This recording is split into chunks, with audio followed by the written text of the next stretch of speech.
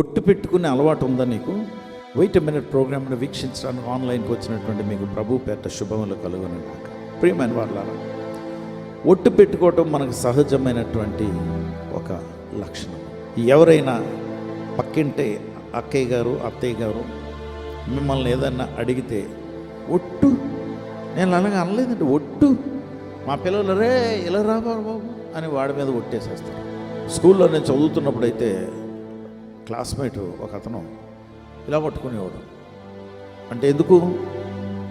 ఇక్కడ కంఠం ఉంటుంది, అంటే శ్వాస పీల్చుకునే ఆ భాగం ఇక్కడ ఉంటుంది కనుక దాని మీద నా ప్రాణం, నా జీవం, I swear by my spirit, by my life, ఒట్టు.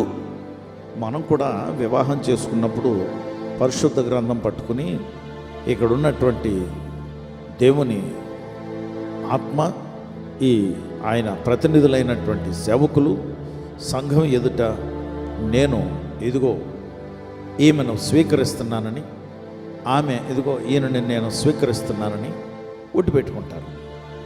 అది మ్యారేజ్ స్వేరింగ్ ఇన్ సెర్మనీ. బైబిల్ మీద ప్రమాణం చేయండి అని అనరు. ఈ ప్రమాణం చేయమని చెప్పింది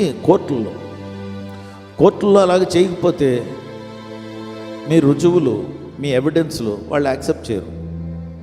అయితే ప్రతిరోజు జీవితంలో మనకి అలవాటైపోయినటువంటి మాట ఒట్టు పెట్టుకోవటం.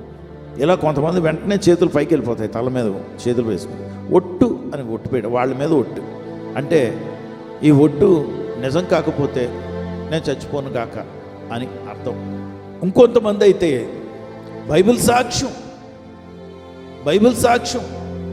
నోటి నిండా అబద్ధాలు, మళ్ళీ బైబిల్ సాక్ష్యం ఏంటండి? బైబిల్ స్పష్టంగా చెప్తుంది, యాకోబు స్పష్టంగా చెప్పాడు, అదే చేయొద్దు అంటున్నాడు. అలా చేయకూడదు. పరలోకం బట్టి ఇదిగో నేను చేతులు పైకెత్తి పరలోకం బట్టి కానీ ఈ భూమి బట్టి కానీ మీరు ఒట్టు వేయకూడదు. ఇక తేను తోడను కూడా ఒట్టు పెట్టవద్దు. యాకోబు రాసినటువంటి పత్రిక 5వ అధ్యాయము 12వ వచనం.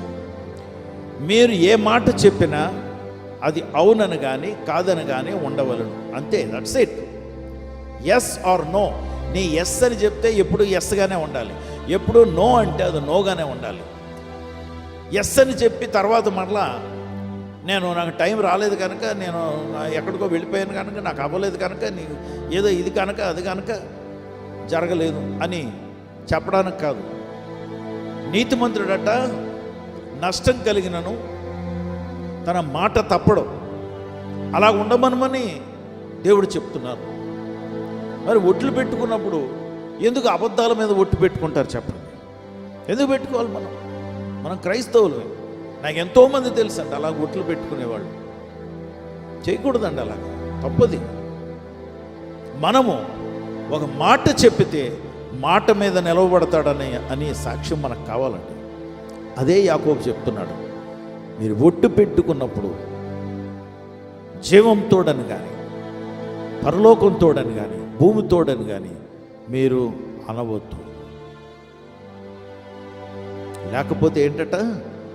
తీర్పు పాలవుతారు. మీ మీదగా మీరు తీర్పు తెచ్చుకుంటున్నారు. అయినా ఒక సొల్యూషన్ ఉంది. ఈరోజు దేవుణ్ణి క్షమాపణ అడుగుదాం. ఇక మీద ఎప్పుడు కూడా ఒట్లు పెట్టుకోవటం చేయకండి, మానేయండి. మన మాట అవునంటే అవును, కాదంటే కాదు, అలాగే ఉండాలి. అప్పుడు యథార్థవంతులు అని మనకు పేరు వస్తుంది, దేవుడికి మహిమ వస్తుంది. క్రైస్తవులు అలాగుంటారా? ఎస్, ఎన్నో విషయాల్లో నేను దేవుని బట్టి అతిశయించి నేను చెప్పగలను. ఎన్నో విషయాలు వాళ్ళు క్రైస్తవులు అండి. వాళ్ళని చూసి మనం నేర్చుకోవాలండి. వాళ్ళు అలాగుంటారండి అని ఎన్నో మార్లు నా గురించి చెప్పడం నాకు తెలుసు.